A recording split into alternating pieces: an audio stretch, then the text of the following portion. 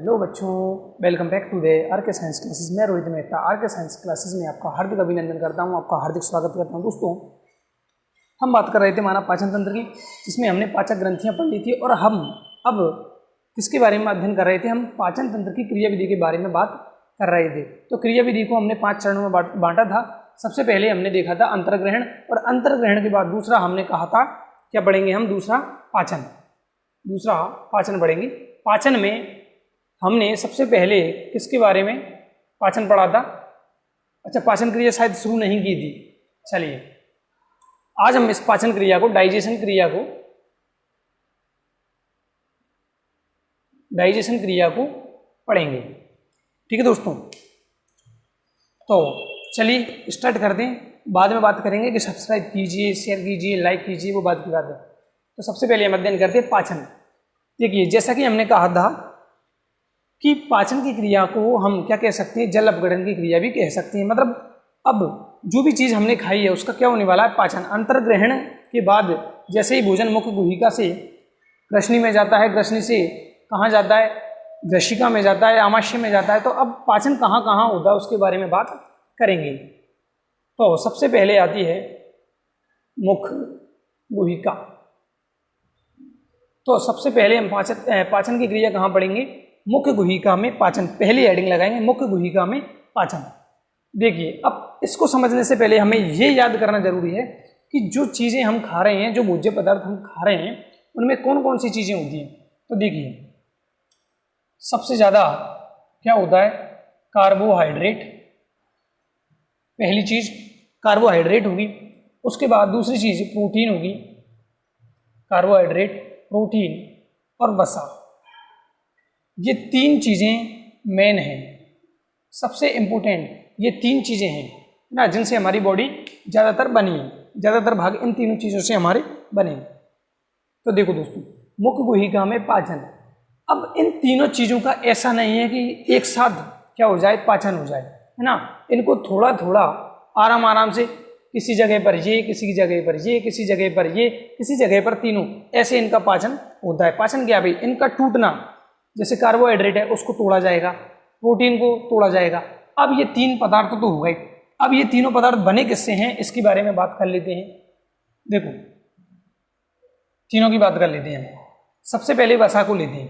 तो वसा में क्या होता है? वसा किसकी बनी होती है? तो वसा बनी होती है किसकी?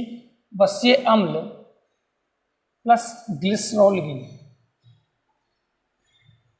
वसीय अम्ल को हमने कल लिखा था Fa, फैटी एसिड।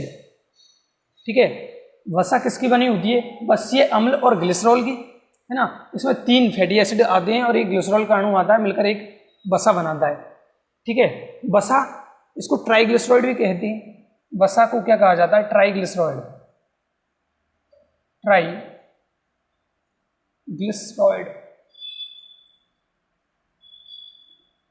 ट्राइग्लिसराइड, है ना। तो वसा या ट्राइग्लिसराइड को हमारा पाचन तंत्र क्या करेगा? किसमें तोड़ देगा? वापस वसीय अम्ल और ग्लिसरॉल में। अंतिम रूप से जो वसा होगी वो फैटी एसिड और ग्लिसरॉल के रूप में टूट जाएगी। अभी हमने क्या खाई है? वसा। तो वसा को हमारा पाचन तंत्र क्या करेगा? किसमें तोड़ेगा? वसीय अम्ल और ग्लिसरॉल। ये बात याद करना है। एंड में जब हम वसा का पाचन पढ़ते जाएंगे तो एंड में क्या बन जाएगा? फैटी एसिड और ग्लिसरॉल। इसके बाद प्रोटीन की बात करते हैं। तो प्रोटीन किससे बना होता है? पॉलीपेप्टाइड से। प्रोटीन किससे बना होता है? पॉलीपेप्टाइड से। पॉलीपेप्टाइड में बहुत सारे क्या होते हैं? पेप्टाइड होते हैं। और पेप्टाइड अंतिम रूप से किसमें चेंज हो जाता है? Amino acid. यानी कि क्या होता है? ये कोई एमिनो एसिड है, ये दूसरा कोई एमिनो एसिड है, ये तीसरा एमिनो एसिड है। तो इन जो एमिनो एसिड हैं, इनकी चेन को कहा जाता है पेप्टाइड चेन। ऐसी 2-4 चेनें मिल जाती हैं तो उनको कहते हैं पॉलीपेप्टाइड, और पॉलीपेप्टाइडों की श्रृंखला को ही क्या कहा जाता है? प्रोटीन। तो अंतिम रूप से अगर प्रोटीन का पाचन किया जाएगा तो किसमें किया जाएगा? एमिनो एसिड्स में। ठीक है दोस्तों, इतना क्लियर। अब बात करते हैं हम कार्बोहाइड्रेट की। तो कार्बोहाइड्रेट देखो, कुछ कार्बोहाइड्रेट तो मोनोसैकेराइड है, कुछ डाई है ना।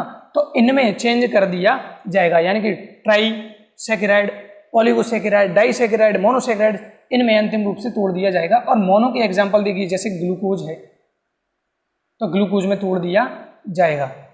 इसमें तोड़ दिया जाएगा ग्लूकोज में। डाइसैकेराइड में कौन कौन आते हैं, जैसे माल्टोज है, सुक्रोज है।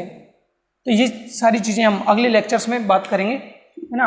अभी हमें पाचन तंत्र की बात करनी है। माल्टोज, सुक्रोज, ग्लूकोज, ये डाइसैकेराइड, मोनोसैकेराइड हम जैव अणु वाले चैप्टर में करेंगे और ये केमिस्ट्री में आता है बायोमोलिक्यूल नाम से।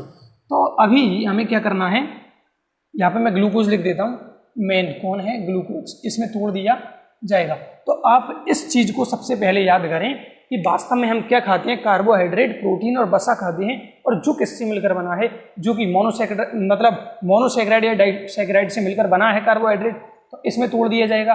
प्रोटीन को किसमें तोड़ा जाएगा, यानी प्रोटीन किससे बना है, पॉलीपेप्टाइड, और पॉलीपेप्टाइड किससे बना है, एमिनो एसिड से। पाचन तंत्र वापस इनको इसमें ही तोड़ देगा। वसा या ट्राइग्लिसराइड जिसे कहते हैं, तो वसा किससे बना होता है, बस ये अम्ल और ग्लिसरॉल। तो पाचन तंत्र इनको वापस किसमें तोड़ देगा, फैटी एसिड और ग्लिसरॉल में तोड़ देगा। इतनी बात क्लियर है। मैं यहाँ पे इसको लिखा रहने देता हूँ एक साइड में, ठीक है। अब चलिए सबसे पहले अब हम बात करते हैं मुख्य गुहिका में पाचन। देखो दोस्तों, मुख्य गुहिका में पहली बात क्या होगी, लार। मुख्य गुहिका में क्या होगी, लार होगी। तो लार क्या करती है, लार में क्या क्या होता है वो देखिए। लार में टाइलिन एंजाइम पाया जाता है। क्या पाया जाता है, टाइलिन एंजाइम प्लस लाइसोजाइम। क्या पाया जाता है, लाइसोजाइम। और इसमें क्या पाया जाता है, bicarbonate ion. Bicarbonate ion, bicarbonate ion. तो लार में बाइकार्बोनेट आयन होगा, टाइलिन एंजाइम होगा और लाइसोजाइम होगा। ऐसे हम बिल्कुल सरल तरीके से समझा रहा हूं भाई, बिल्कुल सरल, सबको समझ में आएगा। देखो लार में क्या क्या होता है, बाइकार्बोनेट आयन होगा, इसके बाद टाइलिन एंजाइम होगा और लाइसोजाइम होगा। लाइसोजाइम अपन जानते हैं आंसू में भी होता है और लार में भी होता है। ये तो क्या करता है, जीवाणुओं को नष्ट करता है। जैसे मान लो हमने कुछ खाद्य पदार्थ खाए, भोजन किया, उसमें जीवाणु होंगे, डेफिनेटली बात है। कितना ही हम भोजन को सिक्योर कर लें, लेकिन उसमें जीवाणु जरूर होंगे। तो उन जीवाणुओं को मारने का काम कौन करेगा, लाइसोजाइम करेगा। तो लाइसोजाइम का कार्य हो गया। अब देखो दूसरा, इसकी बात कर लेते हैं पहले, बाइकार्बोनेट आयन। ये क्या करता है, जैसे हमने जो भोजन किया है उसमें मान लो एसिड की मात्रा ज़्यादा है, अम्ल ज़्यादा है ना, खट्टे पदार्थ जैसे, तो उस अम्लीय भोजन को उदासीन करने का काम क्या कौन करता है, बाइकार्बोनेट आयन। अम्लीय भोजन को या अम्ल को उदासीन करना, अम्ल को उदासीन करना। जैसे हमने इमली खाई है ना, तो उसको न्यूट्रलाइज कर दिया जाएगा कहाँ पर, मुख्य गुहिका में। किसके द्वारा, लार के द्वारा। लार में कौन है, बाइकार्बोनेट आयन। तो ये अम्ल को उदासीन कर देगा। अब इसके बाद हम बात करते हैं टाइलिन एंजाइम। तो टाइलिन एंजाइम देखो किस प्रकार में करता है। मैंने कहा हमारा पाचन तंत्र आराम से तोड़ता है इसको, तो अभी इन दोनों को कोई नहीं तोड़ने वाला। लार में ऐसा पदार्थ नहीं है जो प्रोटीन और वसा को तोड़ सके। लार में जो टाइलिन एंजाइम है वो केवल किस पर काम करेगा, कार्बोहाइड्रेट पर। तो कार्बोहाइड्रेट पर कार्य करेगा। किस पर कार्य करेगा, कार्बोहाइड्रेट पर कार्य करेगा। ठीक है। अब इस टाइलिन, पहले एक बात और कर लेते हैं कि इस टाइलिन एंजाइम का दूसरा नाम भी है, इसको एमाइलेज एंजाइम भी कहा जाता है। एमाइलेज या अल्फा एमाइलेज भी इसको कहा जाता है। टाइलिन एंजाइम को एमाइलेज, इसको दोबारा लिख देंगे, चलो, टाइलिन एंजाइम को एमाइलेज या अल्फा एमाइलेज एंजाइम भी कहा जाता है। जो स्टार्च, अब इसका काम क्या है, स्टार्च एक प्रकार का क्या है, कार्बोहाइड्रेट है। क्या है, एक प्रकार का कार्बोहाइड्रेट। तो जो स्टार्च यानी कि कार्बोहाइड्रेट का जल अपघटन करता है कौन, टाइलिन या एमाइलेज एंजाइम, और किस में बदलता है, माल्टोज में बदलता है। माल्टोज प्लस कुछ मात्रा में बनती है अल्फा सीमित डेक्स्ट्रीन। तो जो स्टार्च है, स्टार्च को टाइलिन या एमाइलेज एंजाइम माल्टोज प्लस डेक्स्ट्रीन या अल्फा सीमित डेक्स्ट्रीन में बदल देता है। स्टार्च क्या है, एक प्रकार का कार्बोहाइड्रेट है। तो मैंने अभी कहा लार में केवल एक एंजाइम है जो किस पर काम करेगा, जो कार्बोहाइड्रेट पर काम करेगा। तो स्टार्च कार्बोहाइड्रेट है, उसको किस में बदल दिया, माल्टोज और अल्फा सीमित डेक्स्ट्रीन में। अब ये एक पॉलीसेकेराइड है। स्टार्च क्या है, कार्बोहाइड्रेट तो है, कार्बोहाइड्रेट की बहुत सारी श्रेणियां हैं, मोनोसेकेराइड, डाइसेकेराइड, पॉलीसेकेराइड। तो ये एक प्रकार का क्या है, ये पॉलीसेकेराइड है। क्या है, एक प्रकार का पॉलीसेकेराइड। ठीक है दोस्तों। और माल्टोज क्या है, माल्टोज एक प्रकार की डाइसेकेराइड है। माल्टोज एक प्रकार की क्या है, डाइसेकेराइड है। और अल्फा सीमित डेक्स्ट्रीन में क्या होता है, 3 से 9 ग्लूकोज अणु पाए जाते हैं इसमें। क्या पाए जाते हैं इसमें, 3 से 9 ग्लूकोज अणु पाए जाते हैं, उसको कहते हैं डेक्स्ट्रीन। तो इतनी बात क्लियर है। और मैं यहां लिख देता हूं कौन सा एंजाइम, ये हमारा टाइलिन या एमाइलेज एंजाइम की उपस्थिति में। तो ये देखिए दोस्तों, मुख्य गुहिका में पाचन वाली बात हो गई। अब इसका लार की पीएच कितनी होती है, तो लार की पीएच होती है 6.8, यानी कि कैसी है ये, हल्का अम्लीय, हल्का अम्लीय। ये लो, ये हमारी सारी बात हो गई मुख्य गुहिका में पाचन। लार द्वारा होता है मुख्य गुहिका में पाचन।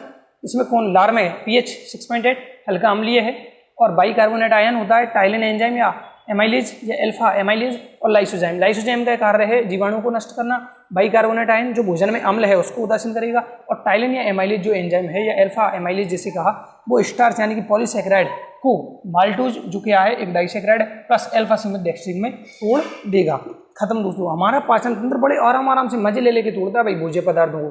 जैसे पॉलीसेकेराइड को डाइसेकेराइड में तोड़ दिया, अब ये डाइसेकेराइड आगे चलेगा आमाशय में पहुंचेगा, है ना, ग्रशिका, आमाशय, फिर छोटी आंत, है ना, ऐसे चलता चलेगा। फिर वहां पर जाके और छोटे अणुओं में टूटेगा। मैंने कहा डाइसेकेराइड में कौन बनेगा, फिर इसको तोड़ने के बाद मोनोसेकेराइड बनेगा, और मोनोसेकेराइड वगैरह को तोड़ने के बाद एंड में कौन बन जाएगा, ग्लूकोज बन जाएगा। हालांकि ग्लूकोज ही क्या है, मोनोसेकेराइड। इसका स्क्रीनशॉट ले लें एक बार।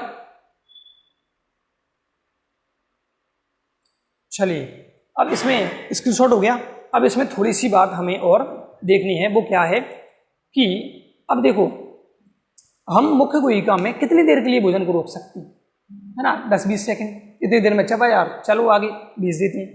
तो इसमें क्या होता है, सारी जो स्टार्च है उसका पाचन नहीं होता है, यहाँ पर केवल 30% कार्बोहाइड्रेट का पाचन होता है। यानी कि ऐसे पाचन को जिसमें थोड़ा बहुत पाचन होता है, इसको आंशिक पाचन कहा जाता है। अंश मात्र आंशिक पाचन, यानी कि मुख्य गुहिका में किसका, कार्बोहाइड्रेट का आंशिक पाचन होता है। ओनली कितनी, 30%, 70% कार्बोहाइड्रेट सीधी अंदर एंट्री करेगी, उसका कोई पाचन की क्रिया नहीं होगी, है ना। अब देखो आगे, अब इसके बाद मुख्य गुहिका हमारी खत्म होती है। अब मुख्य गुहिका के बाद क्या आती है, मुख्य गुहिका के बाद सेकंड पार्ट कौन सा आता है, ग्रसनी। थर्ड पार्ट कौन सा आएगा, ग्रशिका, ग्रशिका, या इसको क्या कहते हैं, ग्रास नाल। तो देखो, ग्रसनी और ग्रशिका, इनमें भोजन बिल्कुल 1 सेकंड के लिए रुकता है, रुकता तो नहीं है, वो चलता जाता है, 1 सेकंड में नीचे आगे बढ़ता जाता है। तो इन दोनों पार्ट में भोजन रुकता नहीं है, तो यहाँ पर पाचन की क्रिया भी नहीं होती है। इंपॉर्टेंट क्वेश्चन बनता है कि कहाँ पर नहीं होता। ये ग्रसनी का तो खैर बिल्कुल सवाल ही आता भी नहीं है, ग्रसनी का नाम। तो ग्रसिका में बिल्कुल भी पाचन नहीं होता। क्यों, क्योंकि यहाँ पर पाचक ग्रंथियाँ नहीं होती हैं। ग्रशिका में पाचन की क्रिया क्यों नहीं होती, क्योंकि ग्रशिका जो है ईसोफेगस जैसे कहते हैं इंग्लिश में, उसमें पाचक ग्रंथियाँ नहीं होती है, इसलिए ग्रास नली में या ग्रशिका में पाचन की क्रिया नहीं होती है। खत्म बात इतनी सी। मुख्य गुहिका, ग्रसनी, ग्रशिका की बात हो चुकी है। अब सीधा भोजन कहाँ एंट्री करेगा, आमाशय में। चलो वहाँ चलते हैं। हो गया इसका स्क्रीनशॉट, मैं उसको लिखे रहने देता हूँ, कोई दिक्कत नहीं है। चलो, तो हमें 3 चीजें याद करनी है ओनली लार में, तो लाइसोजाइम, बाइकार्बोनेट आयन, और तीसरा टाइलिन या एमाइलेज एंजाइम। अब इसके बाद हम कहाँ पहुंच गए, दूसरी हेडिंग में ला रहा हूं किसको, ग्रसनी और ग्रशिका के बाद कौन आता है, आमाशय। तो आमाशय में पाचन, आमाशय में पाचन। तो हमारा भोजन अब कहाँ एंट्री कर चुका है, आमाशय में। और आमाशय की हमने स्ट्रक्चर पढ़ ली थी कि वहाँ पे सबसे पहले जो एंट्री करता है वहाँ पर एक कपाट पाया जाता है जिसको कार्डियक स्फिंक्टर कहते हैं। फिर फंडस भाग आता है, फिर पाइलोरिक भाग आता है, वहाँ पर भी एक कपाट पाया जाता है जिसे कौन सा कपाट, पाइलोरिक कपाट या पाइलोरिक स्फिंक्टर कहते हैं। चलो, तो अभी तक, अच्छा अब कार्बोहाइड्रेट कुछ तो किसके रूप में आ रहा है, कार्बोहाइड्रेट के रूप में आ रहा है, चाहे वो ओलिगोसैकेराइड हो, चाहे वो डाइसैकेराइड हो, कैसा भी हो, है ना। और कुछ कार्बोहाइड्रेट 30% पच चुका है, वो किसके रूप में आ रहा है, याद रखना है, किसके रूप में आ रहा है, माल्टोज के रूप में, किसके रूप में, माल्टोज के रूप में। और कुछ साथ में क्या बना था, डेक्स्ट्रीन, तो डेक्स्ट्रीन के रूप में आ रहा है, ठीक है। अब चलो, अब हमारा भोजन कहाँ एंट्री कर चुका है, आमाशय में। ये हमारा आमाशय है, ये क्या है हमारा आमाशय, ये तो ग्रहणी वाला पार्ट आता है। मैं आमाशय इतना सा बना देता हूँ, एक कपाट और दूसरा कपाट वो यहाँ दे, है ना, 2 कपाट। चलो, भोजन ने क्या किया, एंट्री, भोजन के एंट्री कर दे ही क्या होता है, यहाँ पर क्या होता है, इसको बारीक पीसा जाता है।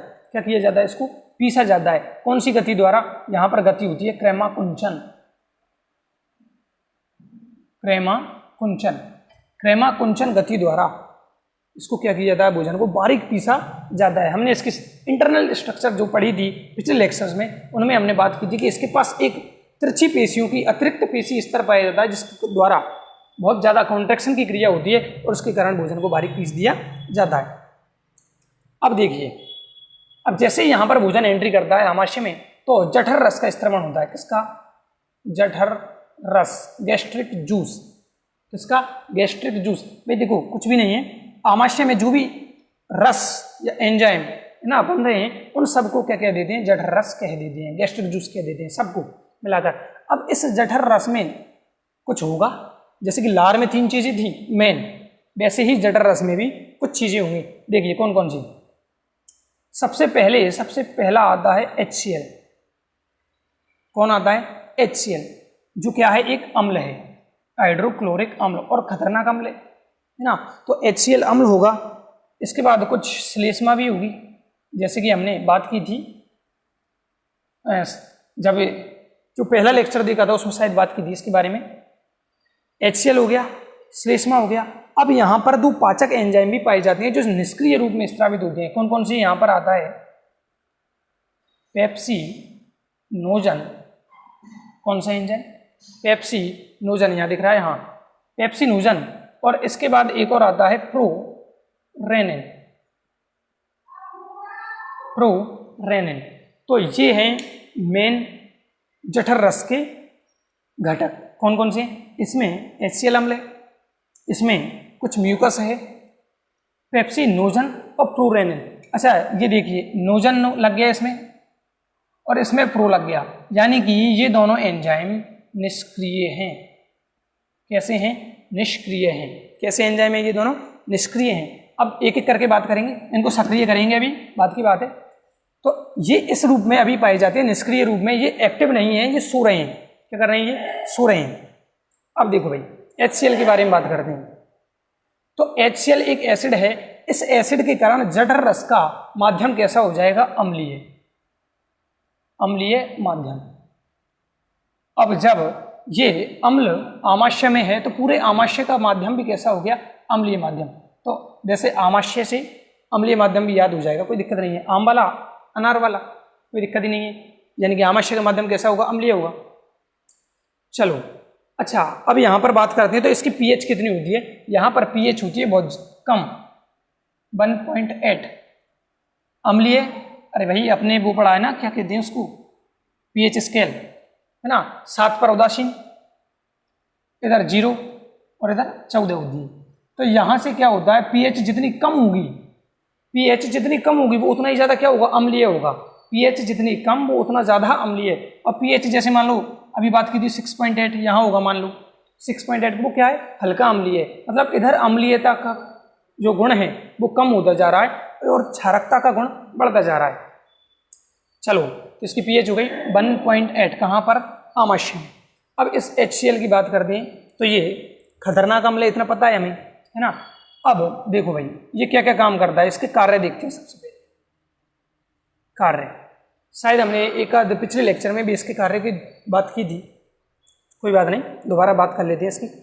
सबसे पहले तो देखो ये क्या करता है, कैल्शियम युक्त भोज्य कणों को पचाता है या तोड़ता है, भोज्य पदार्थों को तोड़ता है या पचाता है। जो कैल्शियम युक्त कठोर पदार्थ होंगे उनको पचाने का काम कौन करता है, HCl करता है। दूसरी बात, सड़ने से बचाता है, भोजन को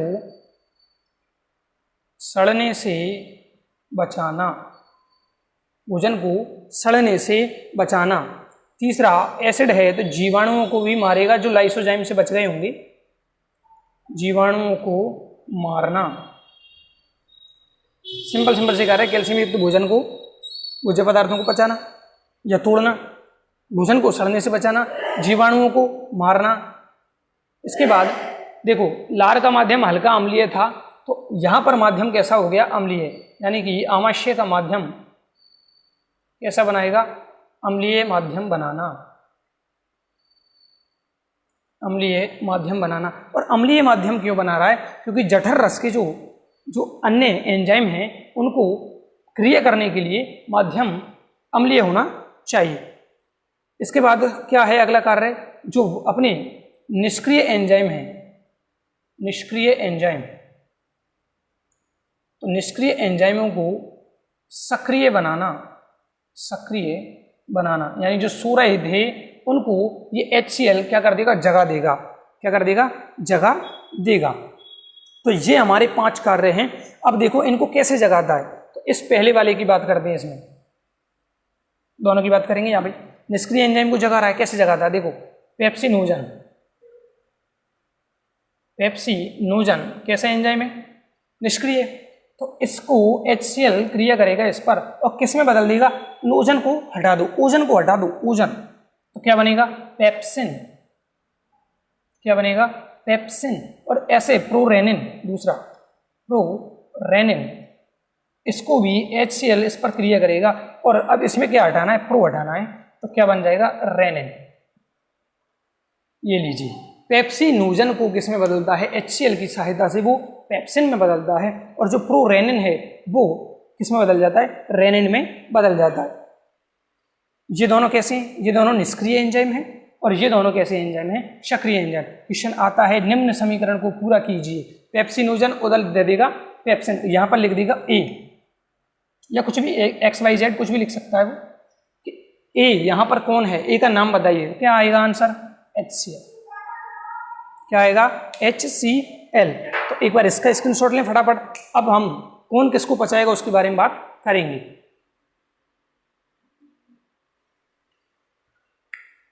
हो गया स्क्रीनशॉट, चलो इसको हटा देता हूं मैं एक बार, यहां से दोबारा आप चेक करेंगे, कार्य हटा दिए मैंने। तो अब हमारे पास पेप्सिनोजन और प्रोरेनिन जो थे वो किसमें चेंज हो गए, सक्रिय हो गए। अब उन सक्रिय एंजाइमों को काम देखेंगे और इसका भी काम बाकी, HCl के काम देख ली। अब श्लेष्मा और पेप्सिनोजन और प्रोरेनिन तीनों के काम देखने हैं। चलिए पहला, अच्छा इसको देख लेते हैं अब। श्लेष्मा का काम कुछ नहीं है भाई, देखो HCl एक खतरनाक अम्ल है, इससे बचाने के लिए म्यूकस का आवरण पाया जाता है आमाशय की आंतरिक झिल्लियों पर। क्यों, क्योंकि HCl एक खतरनाक एसिड है, इसमें क्या हो सकता है, उसकी त्वचा अंदर की जो खाल है, किसके अंदर, आमाशय के अंदर की जो त्वचा है वो नष्ट हो सकती है, जल सकती है, फफूले पड़ सकती हैं, तो उससे बचाने के लिए अंदर क्या होगा, श्लेष्मा का मोटा आवरण पाया जाता है। बस ये इसका काम है। ठीक है दोस्तों, अब हम बात करते हैं पेप्सिनोजन की। तो पेप्सिनोजन किस में बदल गया, पेप्सिन में, किस में बदल गया, पेप्सिन में। पेप्सिन और प्रोरेनिन किस में बदल गया, रेनिन में।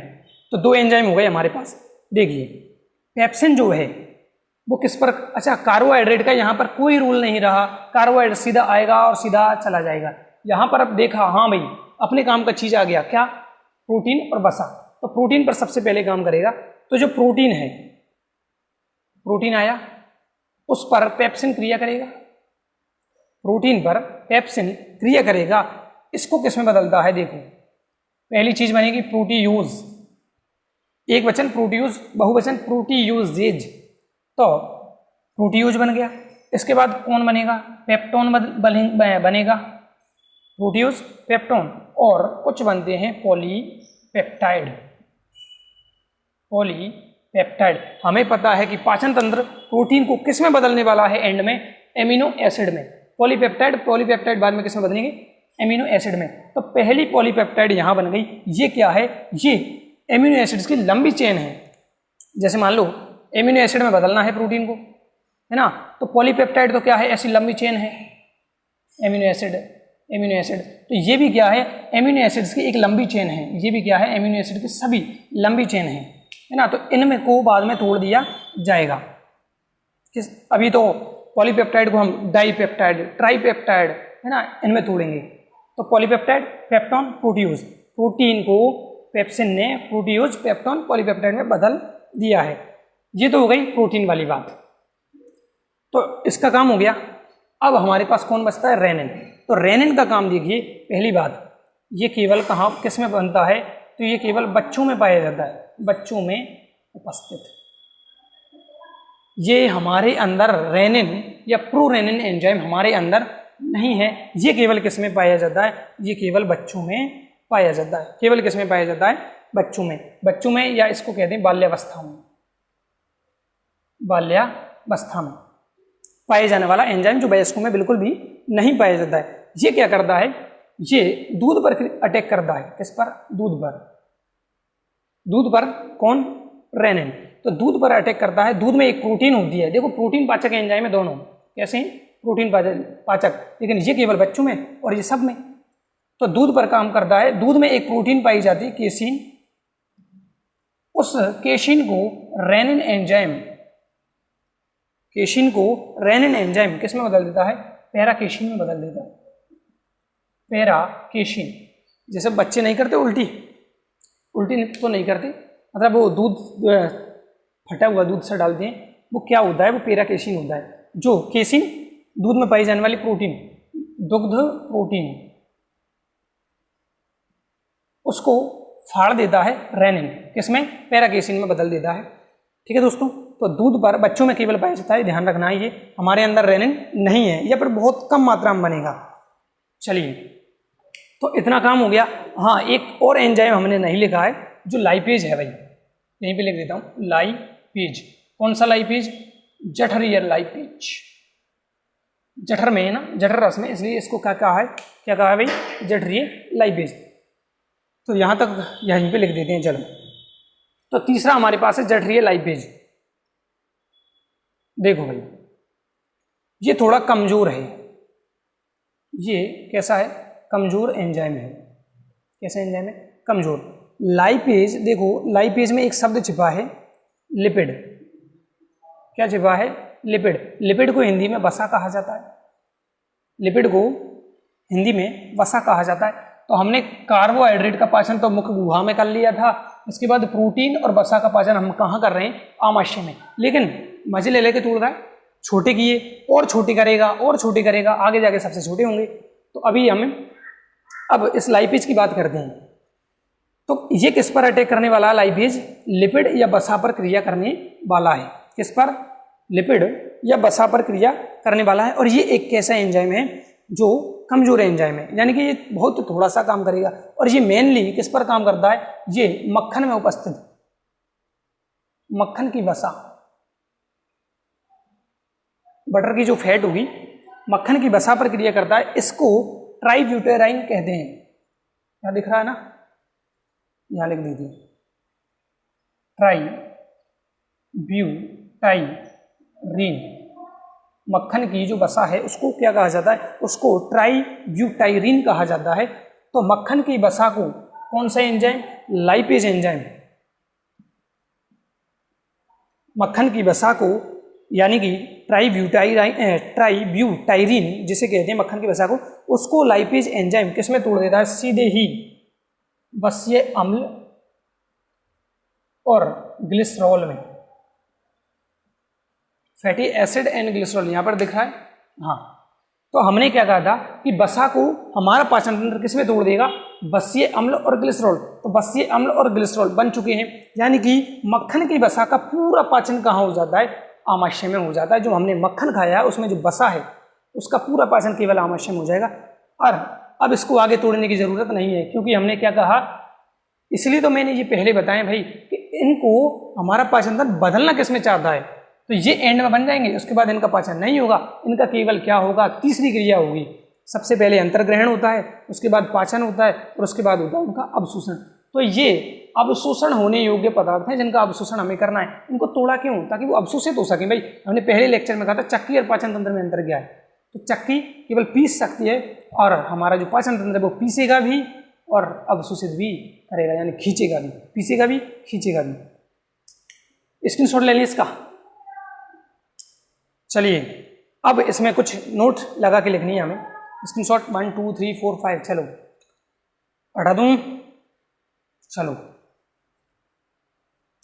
तो देखिए किसकी बात की, एक बार दोबारा बता देता हूं मैं। HCl के काम देख लिए थे, सारे काम है, और ये इनको सबको जगाने का काम करता है, मेनली इन 2 को। श्लेष्मा मोटा आवरण, पेप्सिनोजन सक्रिय होती है पेप्सिन, प्रोटीन को प्रोटियोज, पेप्टोन, पॉलीपेप्टाइड, प्रोरेनिन केवल दूध की वसा को फाड़ेगा, ठीक है, केवल दूध की प्रोटीन को, सॉरी वसा नहीं, केवल दूध की प्रोटीन को फाड़ेगा। कौन सी प्रोटीन? केसिन को। किसमें बदलेगा? पैरा केसिन, जो थोड़ा फटा हुआ दूध जैसा, बच्चे उल्टी कर देते हैं। इसके बाद हमने बात की जठरीय लाइपेज, जो केवल किस पर क्रिया करने वाला है? वसा की, मक्खन की वसा पर, मक्खन की वसा पर। किसमें बदलेगा? Glycerol fatty acid plus glycerol. अब इसमें कुछ नोट वाली बातें हैं। पहली नोट श्लेष्मा वाली कर लेते हैं कि आमाशय के अंदर श्लेष्मा का मोटा आवरण पाया जाता है, जिससे श्लेष्मा का मोटा आवरण, श्लेष्मा का मोटा आवरण, जिससे क्या होता है? इस HCl से किसकी रक्षा हो जाती है? आमाशय की भीतरी दीवार की रक्षा हो जाती है। दूसरा, आमाशय में किसका पाचन होता है? आमाशय में मेनली किसका पाचन होता है? बस प्रोटीन और वसा का। तो आमाशय में किसका किसका पाचन नहीं होता? कार्बोहाइड्रेट का पाचन नहीं होता। इंपोर्टेंट भैया, आमाशय में किसका पाचन नहीं होता? कार्बोहाइड्रेट का पाचन नहीं होता, क्योंकि देखो मैंने कहा मजे ले लेके तोड़ना है। कार्बोहाइड्रेट को पहले तोड़ा, फिर प्रोटीन और वसा को तोड़ा, ऐसे तोड़ेगा आराम आराम से। तो आमाशय में कार्बोहाइड्रेट का पाचन बिल्कुल भी नहीं होता है। अब एक क्वेश्चन ये आ जाता है कि आमाशय में मुख्य प्रोटीन पाचक एंजाइम कौन है? तो पेप्सिनोजन, और सक्रिय फॉर्म लिखें तो पेप्सिन। आमाशय में पेप्सिन एंजाइम पाया जाता है, प्रोटीन पाचक, प्रोटीन पाचक है ना। पेप्सिन एंजाइम कहाँ पाया जाता है? आमाशय में, जो कैसा है? प्रोटीन पाचक है। अब सबसे इंपॉर्टेंट एक और चीज बात करनी है, जैसे हमने जब भोजन ग्रहण किया था, मुख्य गुहिका में जो चबाया था, उसको हमने क्या कहा था? बोलस। उसको क्या कहा था हमने? बोलस। और अब आमाशय में पचने के बाद भोजन बिल्कुल बारीक लेई जैसा हो जाएगा, बिल्कुल पतला सा, है ना। इसको अब कहते हैं काइम, CHYME, काइम या चाइम, कुछ भी पढ़ने के ऊपर है भाई। तो यहां पर हमारा आमाशय का पाचन क्रिया खत्म होती है। काइम किसे कहेंगे? कि आमाशय में पतली या आमाशय में पाचन के बाद पतली लेई नुमा भोजन क्या कहलाएगा? काइम या चाइम कहलाएगा। तो इसका स्क्रीनशॉट ले लें, ये नोट लगा के तीनों चारों बातें हमें लिखनी है, और ये हमारा होता है आमाशय में पाचन। तो आज का वीडियो मैं यहीं पे रोक देता हूँ। कल अब आमाशय के बाद कौन आएगा? छुट्टियाँ। छुट्टियाँ पे एक अकेला वीडियो आएगा भाई, थोड़ी क्या है लंबी बात है इसके बारे में, तो अगली वीडियो में इसको हम शूट करेंगे, ठीक है। और इसको रिवीजन करना जरूरी है ना। वैसे तो याद हो ही जाएगा, कोई दिक्कत वाली बात नहीं है, लेकिन फिर भी एक बार रिवीजन इसका जरूर करें, और हमारे वीडियोज पर ऐसे ही बने रहें, देखते रहें RK साइंस क्लासेस के यूट्यूब चैनल को। थैंक यू वेरी मच, धन्यवाद। भारत माता की जय, जय श्री राम।